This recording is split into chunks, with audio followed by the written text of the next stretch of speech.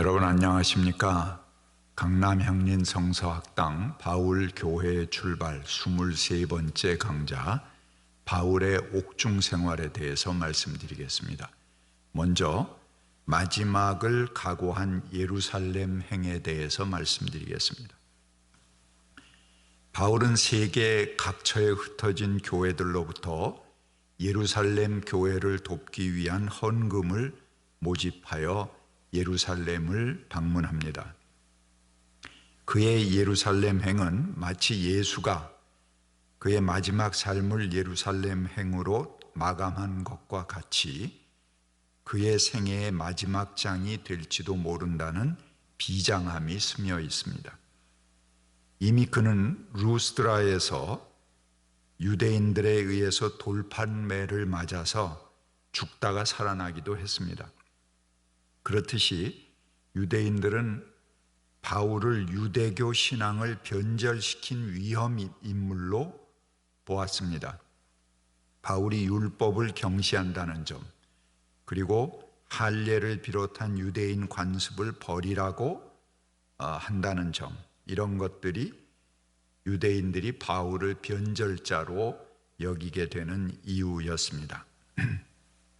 게다가 바울이 로마 시민권을 가졌다면 이는 유대 민족주의자들에게는 바울을 경멸할 만한 요소였습니다. 당시 로마 시민권은 아무나 가질 수 있는 것이 아니었습니다. 물론 사도행전에는 바울이 로마 시민권을 가졌다는 것을 분명하게 말하고 있지만 실제 바울 자신이 쓴 서신에는 아무데도 자신이 시민권을 가졌다는 것을 말하지 않습니다.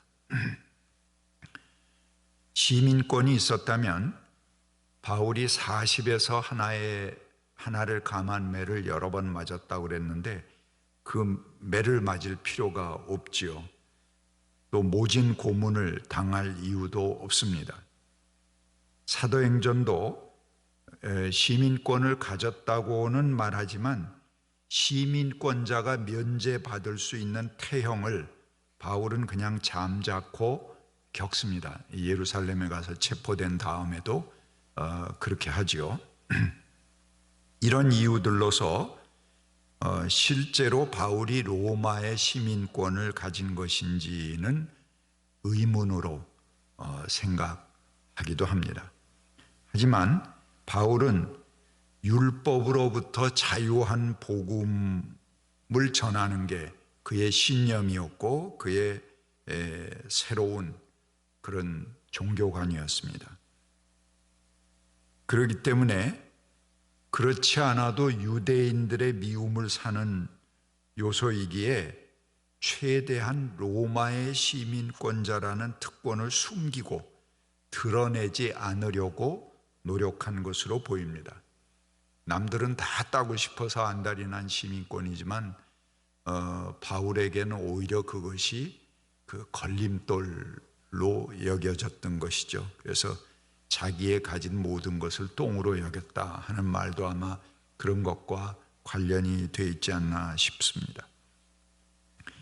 그가 마지막 행보에 앞서서 에베소 장로들에게 고별 설교를 합니다. 사도행전 20장에 나오죠. 바울은 교회 지도자들에게 유언에 가까운 설교를 한 후에 그들은 다 크게 울며 바울의 목을 안고 입을 맞춥니다. 그들은 바울이 다시 얼굴을 보지 못하리라고 한 말을 기억하고 더욱 근심하며 배까지 나와서 그를 전송합니다. 또 아가보의 예언 21장 사도행전 21장에 나오죠. 그 예언대로 그의 마지막을 각오한 예루살렘 행은 결국 체포, 구금, 재판, 옥중 생활, 또 로마로 이송과 죽음으로 이어지게 되는 그런 행보를 가져오게 됩니다. 바울이 자신을 미워하는 유대인들의 본거지인 예루살렘 행을 각오한 것은 특별한 목적이 있었습니다. 바울이 전달하려고 갔던 그 헌금의 의미를 한번 살펴보겠습니다. 바울은 스스로 노동을 해서 자신의 생활에 필요한 것을 충당했습니다. 고린도 후서에 그런 기록들이 나오죠. 그는 개인 생활에 필요한 것은 일체의 도움을 받지 않았습니다. 빌립보 교회와는 하지만 특별한 관계를 유지했습니다. 그래서 다른 도움은 받지 않았지만 빌립보 교회의 도움은 받아들였습니다. 그러나 선교에 필요한 비용은 각 교회에서 담당하는 헌금으로 충당했습니다. 그리고 마지막에는 어려운 교회들을 돕기 위한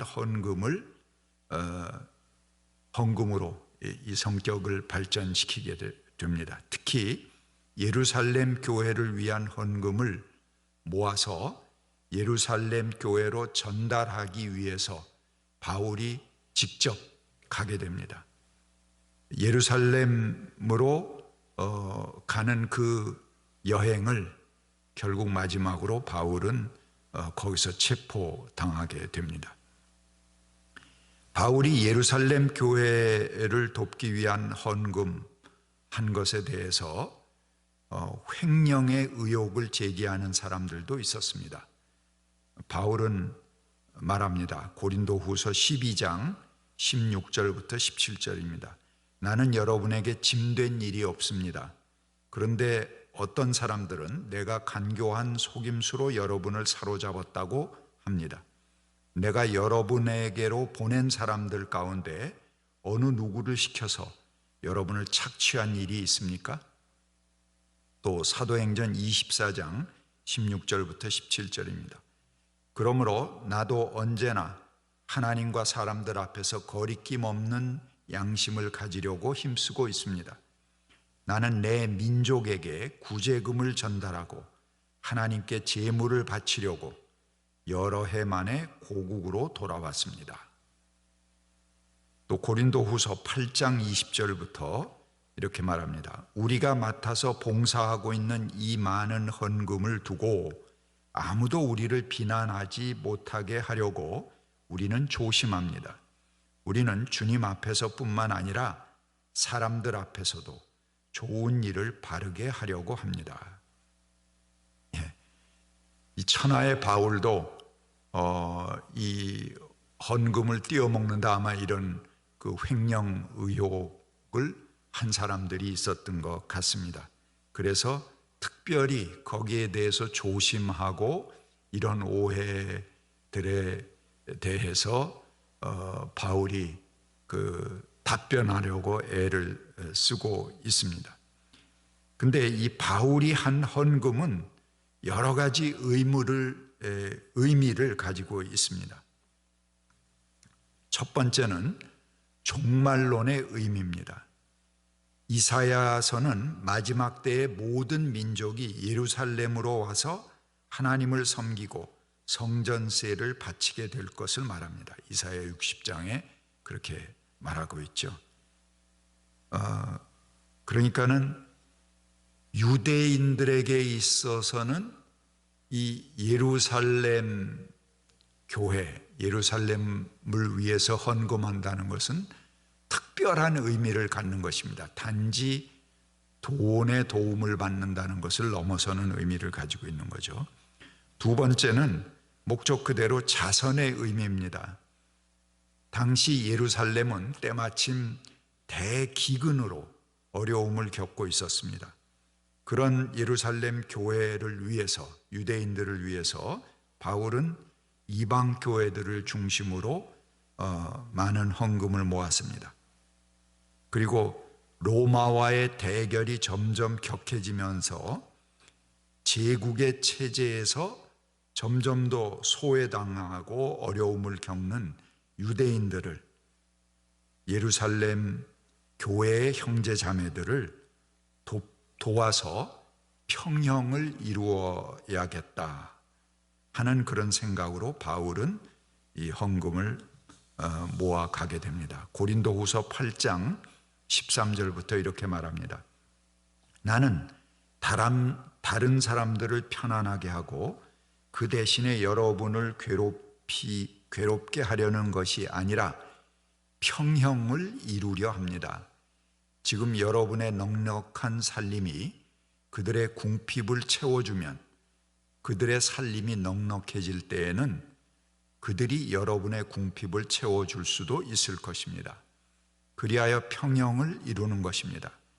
이것은 성경에 기록하기를 많이 거둔 사람도 남지 않고 적게 거둔 사람도 모자라지 않았다고 한 것과 같습니다. 이 만나 후에 한 평가죠. 그것과 같이 그 나누기 위해서 헌금을 하는 것이다 하는 것입니다. 세 번째 의미, 아주 중요한 의미인데요. 교회 간의 일치의 의미를 가지고 있습니다. 예루살렘 교회와 이방인 교회 간의 대화합을 도모하기 위해서 바울이 가는 것입니다. 그러니까 단지 돈을 돕기 위해서, 자선금을 전하기 위해서라면은 굳이 바울이 그렇게 유대인들이 저 변절자라고 생각하고 막 쳐 죽이려고 하는 그 땅에 갈 필요가 없죠. 그냥 대리인을 통해서 돈만 전달하면 될 것입니다. 그러나 굳이 바울이 목숨을 걸고 그 예루살렘 행을 가는 것은 바울 자신에 대한 오해를 불식시키고 그걸 화해해 보고자 하는 노력이 더 큰 것입니다. 바울은 자신에 대한 오해가 이방인 선교를 가로막는 요소가 되는 점을 해소하고 싶었습니다. 그는 이미 이방 지역에서 수많은 교회를 개척하였고 이방인들의 복음 전도의 중심적인 위치에 있습니다. 자신의 선교가 사도들이 중심이 된 예루살렘 교회가 적대하는 대상이 되는 것은 새로운 교회 선교에 방해가 된다고 생각했습니다. 그래서 바울은 헌금이 단지 어려운 처지의 그리스도인들을 도운다는 의미를 넘어서서 동서간의 교회, 이 이방인과 예루살렘 교회 간의 대화합의 계기를 만들기를 바랐던 것입니다. 그래서 바울은 자신에 대해서 여러 가지 의심을 가지고 적대하는 사람들도 이미 용서했고, 그 용서했기 때문에 본인이 목숨 내놓고 적의 소굴로 가는 것이죠. 또 용서받기 위해서 그렇게 하는 것이 교회의 선교에 도움이 된다고 판단했기 때문에 그렇습니다. 바울 자신을 위해서는 그까짓 거 안 보면 그만이죠. 그들하고 그냥 적대하면 그만입니다. 그러나 하나님의 선교라는 것은 교회를 위해서라면은 나의 개인적인 사감과 나를 죽어라 하고 물고 뜯고 오해하고 그저 각종 의혹을, 네가 사도냐, 저놈은 돈 떼먹기 위해서 헌금한다, 저건 예수의 제자도 아니다, 예수를 만난 적도 없다, 이런 모든 오해들에도 불구하고 그 적지로 들어가는 것입니다. 이것이 바울이 교회를 사랑하는 측면입니다. 자기 개인의 감정을 내려놓고 교회를 위해서라면 나는 죽어도 좋다 하고 생각하기 때문에 거기 가는 그 의미가 더 크다고 볼 수 있겠습니다. 그래서 바울은 로마와 스페인 선교의 그 긴 선교 장정을 이루기 전에 먼저 지금 자기를 적대하고 있는 예루살렘 교회, 그들과 직접 부딪히면서 오해들을 해소할 수 있기를 바랐던 것입니다. 그 다음에 네 번째입니다. 그 그레코 로만 시대의 전 지역에 퍼져 있는 후견인과 피보호자의 관계입니다. 이건 이제 그리스 로마로 내려오는 하나의 제국의 전통인데요. 로마는 노예 제도 외에 후견인 제도라는 것을 가지고 있었습니다. 이것은 로마가 자유인과 평민들을 포섭하고 다스리는 한 방법이었습니다. 로마의 귀족인 막강한 실력자가 평범한 자유인, 평민들의 후견인, 후원자가 되는 제도입니다. 후견인은 로마의 실력자로 경제적인 후원, 또 교육적인 지원, 군사적인 보호를 제공합니다. 그래서 여러 곳에 이제 뭐 양자와 같이 그렇게 자기가 지적한 후견인들을 세워놓고 그들을 전적으로 경제적으로 또 군사적으로 또 이 그 백그라운드가 돼 주면서 돕는 것입니다. 그러니까 로마나 그리스가 무조건 힘으로만 통치하지는 않았던 것이죠. 강제적인 힘의 통치는 뭐 오래 갈 수도 없습니다. 그리고 거대한 영토를 유지할 수도 없을 것입니다. 이들은 서로 양부, 양자의 관계를 맺었습니다. 이 고린도후서 8장에 보면 바울은 디도를 보내면서 교회가 그의 후견인이 되어줄 것을 부탁합니다. 그래서 이 후견인 제도를 바울은 그 교회 안에 채용하려고 했던 것입니다.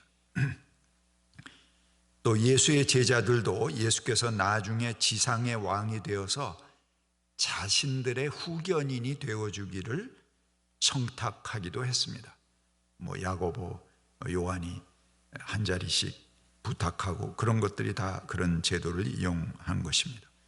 후견인 제도는 제국이 체제를 유지하기 위한 전략이지만 어려움에 처한 사람을 돕는 것으로 유대를 공고하게 서로 간의 유대를 아주 견고하게 만들 수 있는 좋은 장점이기도 합니다. 바울은 이런 장점을 교회 안에서 이루고자 했던 것입니다. 이런 것이 이 헌금이 가지는 여러 의미라고 볼 수 있겠습니다. 바울은 헌금을 선물, 카리스라고 그렇게 말합니다. 이 카리스라는 것은 은총, 은혜다, 공짜다 그런 의미죠. 그래서 하나님께서 우리에게 공짜로 주시는 은혜다 하는 의미로 헌금을 불렀습니다. 우리가 헌금을 하는 것은 하나님께서 베풀어 주신 은혜에 근거한 것입니다. 그러니까 하나님께 공짜로 받았기 때문에 내가 가진 물건도 남을 위해서 그냥 베푼다 하는 그런 의미인 것이죠. 그래서 헌금을 하는 사람은 아까운 마음으로 하기보다는 기쁜 마음으로 자발적으로 할 때 의미가 있는 것입니다. 남이 하니까 내가 직책이 어떤데 이렇게 해서 어떤 의무적으로 헌금을 하는 것이 아니라는 것입니다. 고린도후서 8장 5절부터 7절 보겠습니다. 여러분은 이 선물을 억지로가 아니라 마음에서 우러난 선물로 마련하게 하려는 것입니다. 요점은 이러합니다. 적게 심은 사람은 적게 거두고 많이 심는 사람은 많이 거둡니다.